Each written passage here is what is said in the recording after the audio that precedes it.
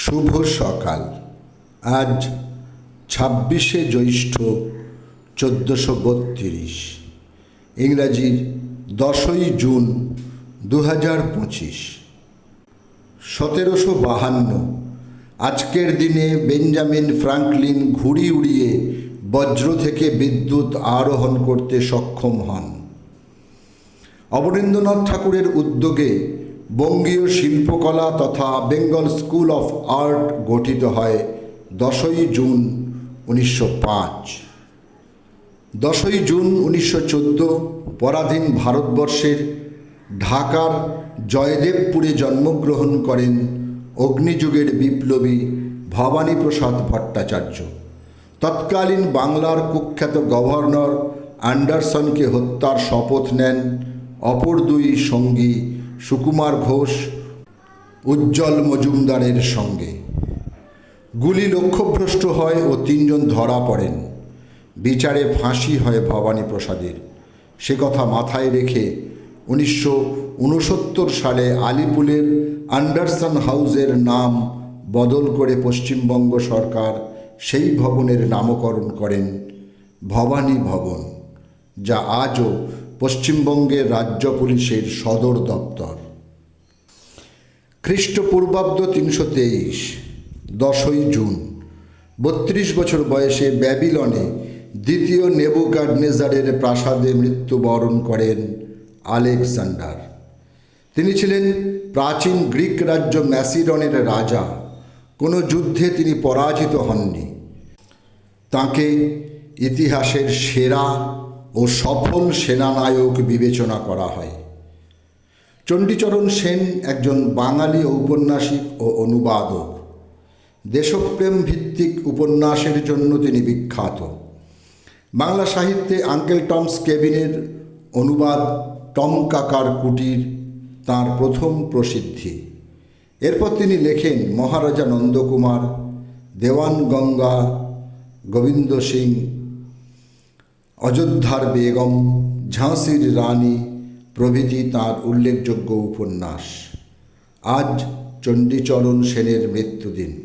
সময়টা 1906। অতুলচন্দ্র সেন ছিলেন ছাত্রদরদী ও জাতীয়তাবাদী শিক্ষক, লেখক, প্রকাশক, সমাজসেবক ও স্বদেশী আন্দোলনের সক্রিয় অংশগ্রহণকারী এক বিপ্লবী। শিক্ষা বিস্তারে, বিশেষত লোকশিক্ষা ও নারী শিক্ষা বিস্তারে তিনি ছিলেন অন্যতম ব্যক্তিত্ব। আজ তাঁর মৃত্যুদিন। 10ই জুন 1948 78 বছর বয়সে কলকাতায় তিনি প্রয়াত হন। পরাধীন ভারতের স্বাধীনতা আন্দোলনকারী বাঙালি বিপ্লবী অতীন্দ্রনাথ বসুর আজ মৃত্যুদিন। সময়টা 1965। রবীন্দ্রনাথ ঠাকুরের পরামর্শে তিনি মহেশালয় নামে একটি বিদ্যালয় স্থাপন করেছিলেন এবং 1905-এ ভারত ভাণ্ডার নামে একটি সংস্থা গঠন করেন। যুবকদের দেহ ও মনে শক্তিমান করে তোলাই ছিল এই সংস্থার উদ্দেশ্য। 2রা এপ্রিল 1926 প্রতিষ্ঠা করেন সিমলা ব্যায়াম সমিতি। 1925 সালে সার্বজনীন দুর্গাপূজার প্রচলন করেন, যাতে দেশের মানুষ বিভেদ ভুলে একত্রে উৎসবে মেতে উঠতে পারে। এই পূজা প্রাঙ্গণে স্বদেশী মেলারও আয়োজন করেছিলেন তিনি। ভারতের ভাষাবিজ্ঞানী, চলচ্চিত্র পরিচালক, অভিনেতা, অনুবাদক, চিত্রনাট্যকার ও লেখক গিরিশ কার্নাডের আজ মৃত্যুদিন। 10ই জুন 2019 81 বছর বয়সে কর্ণাটকের বেঙ্গালুরুতে তিনি শেষ নিঃশ্বাস ত্যাগ করেন। তিনি ভারতের জাতীয় চলচ্চিত্র পুরস্কার, ফিল্মফেয়ার পুরস্কার, পদ্মশ্রী, পদ্মভূষণ ছাড়াও ভারতের সর্বোচ্চ সম্মাননা জ্ঞানপীঠ পুরস্কার লাভ করেছিলেন।